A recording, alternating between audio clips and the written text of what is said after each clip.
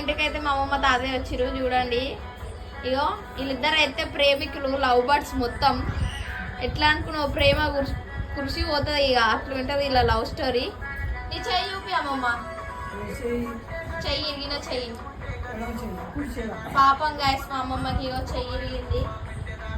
మొత్తం అయితే సర్జరీ అయిపోయింది, ఇప్పుడు బాగానే ఉంది, ఓకే. బట్ పనులు చేసుకోవడానికి రాదు.